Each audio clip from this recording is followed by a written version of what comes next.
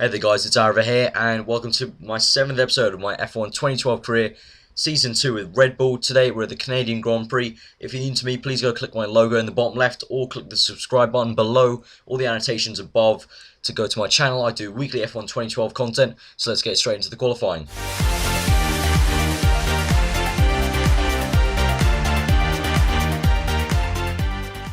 So starting here in Q3, no major outings in Q2. So we're just going to go through my lap here in Q3. As you can see, I've left it late and for good reason, just to get a clean bit of track really. So we're changing up to mix 3 now through the chicane, getting ready, all the curves, opening DRS, starting this lap. Michael Schumacher in pole right now, going through to the first corner, braking hard now over the apex nicely, braking hard now, keeping it tight round here, now going wide, getting some nice acceleration, opening DRS before we come through to this high speed small chicane, flicking it right then left, opening DRS once again, going through these curvy tracks. This is my favourite track of the calendar, and I think you can see why. It's such a nice flowing track. Opening DRS again, using a bit of curves, but we're going to save the rest of it for the long straight. Coming through under the bridge, down into the braking zone for this high speed chicane again. Coming through, opening DRS again, now down to the hairpin. Coming through to the stadium style section, the hairpin, braking hard now. Through to the hairpin, going a tiny bit wide, but opening DRS shouldn't have cost us too much time. We're going purple sectors in both the first and second sector. So let's see what this third sector's time's going to be like. We may be on for pole. Used a lot of the curves, going to save a time bit up for the pit straight, but maxing out to the 7th gear, braking hard now, down into the chicane, over the bumps, opening DRS, rest of the curves. I'm going to keep the car straight to get the shortest run to the finish line, and we cross in pole by 1.5 seconds just about. And that was a truly great lap there, if I do say so myself. And so let's just slow it down and look at the results at the end.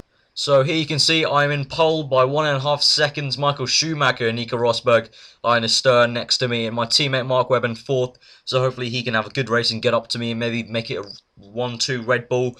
And the McLaren's looking strong, and once again Alonso struggling there, and Kimi Raikkonen didn't even make it into Q3, and Roman Grosjean only managed 10th place there. 2 HRTs still going strong there in Q2, so let's go on to the race.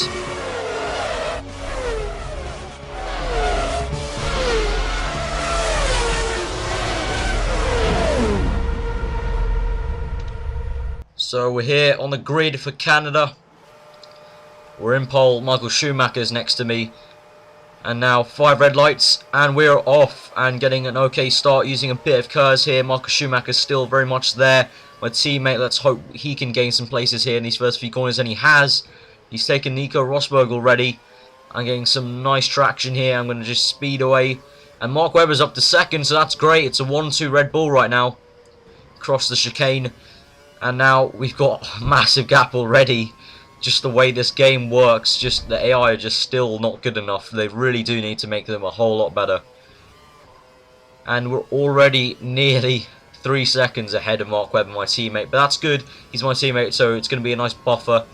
But also I have to be wary that it is a game, so my teammate won't be so kind to me as Webber is in real life to Vettel. And he will try and overtake me, so I've got to keep it up. Obviously, legendary AI. Got to keep the performance up throughout the Grand Prix.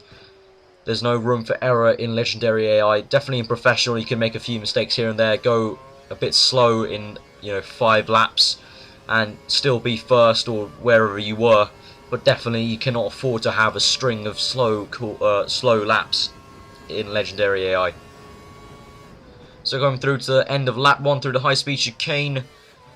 Not high speed chicane, sorry, the slow chicane. There's 2 high speed chicanes later on. So through, and now the 2nd lap. And Mark Webber is now 1 point something. I can't really read it properly. 1.3, I think that is. So the gap's come down, but that is expected. You do get a massive gap at the very start due to the AI being slow, and it sort of comes back to you. Through this nice swooping section, really nice section. And here, where that famous overtake by Jenson Button was done in 2011, where he overtook Vettel on the last lap. Vettel getting out onto the water there. Still remember that Grand Prix, one of probably the best I've seen in a while. Although the Brazilian one we've had this season, in 2012 season's up there as well. And on that note, I also needed to say to you guys, I will be bringing out a season review. I don't usually talk about the real F1, but I would really love to. But I felt it was a bit weird to start doing race reviews halfway through the season. So I will be doing race reviews for the 2013 season, but I'm going to be bringing you guys my season review. And, you know, just think, you know, you might have other YouTubers that you subscribe to that do F1, but it might be nice to hear my views as well. And I really do love talking about the real F1 as well as the game, so that'll be really fun for me to make as well. So now here we are going to cut to my pit stop lap. Now I intended to pit stop on lap 10, but here, as you can see, I'm on lap 9 right now. The tyre wear was quite bad. My rears were actually suffering quite a lot. Mark Webber has just pitted now, my teammate, and Hamilton has overtaken both the Mercedes there, so he is in second right now. He was effectively third before the pit stop of Mark Webber. So now we've got a 4-second gap to Hamilton. We're going to pit this lap because my tyres are just really torn at the back. My rear tyres not very good. I think mainly off the hairpin I was getting quite a lot of degradation on the rear tyres. So coming through to the bridge section, braking hard, very difficult to actually see the braking point in real life. Now through to the hairpin, and we're just getting ourselves ready. I've got plenty of curves to use up. I'm going to change the mix to as I anticipate the pit stop. I've got plenty of curves to send me through to the pits. Very nice pit lane entry. You can just go max out and the auto slower will slow you down. And as you can see there, as I've just brought up on the hood, yellow tyres, so it's about time to come in. One lap earlier than I expected, but hey, you know, it's not going to go perfectly.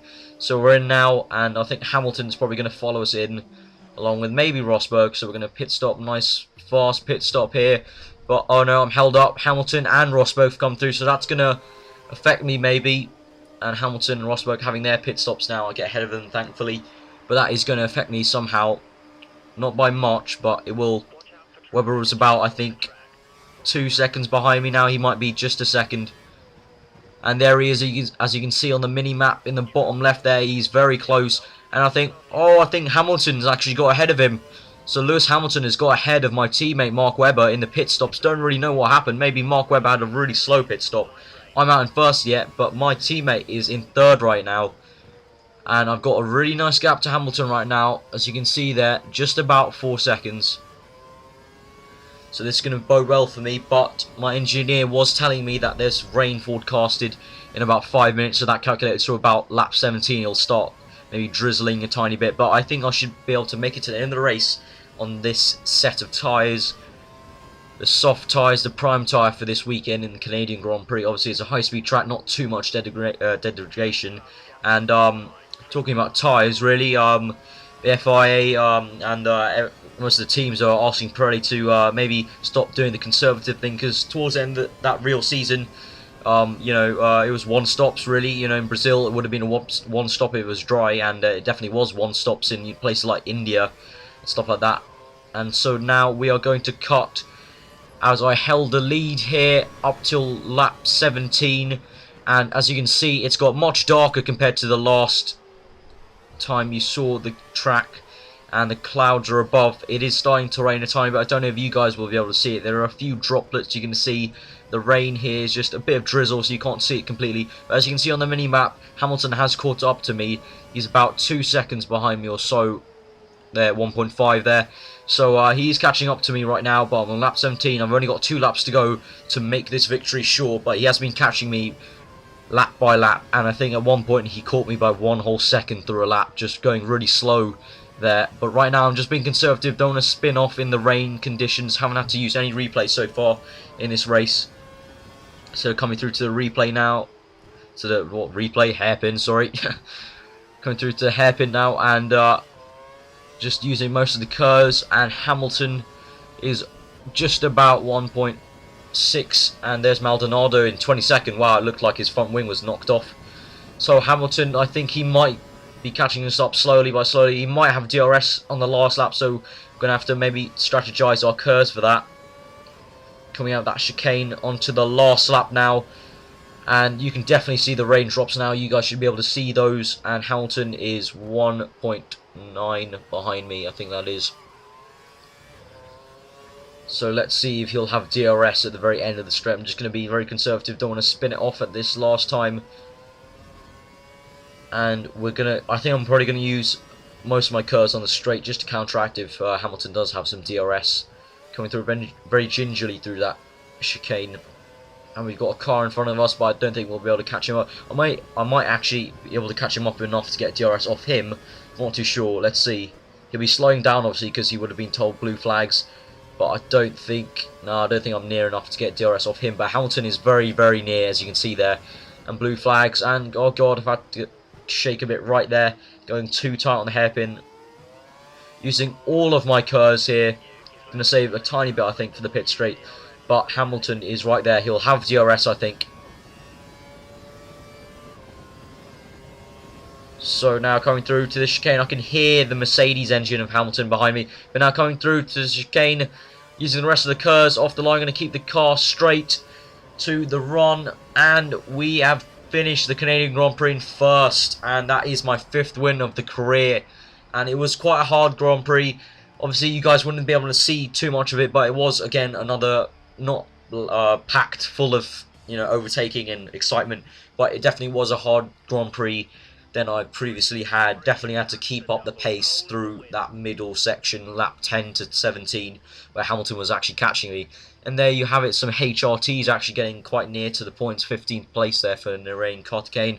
Fernando Alonso in 9th, not very good for him, and I'm still first in the Drivers' Championship. But Michael Schumacher's there. Lewis Hamilton has overtaken my teammate Mark Webber, so Mark Webber's been put down to 4th from 3rd. And then in constructors, as you can see, we're leading.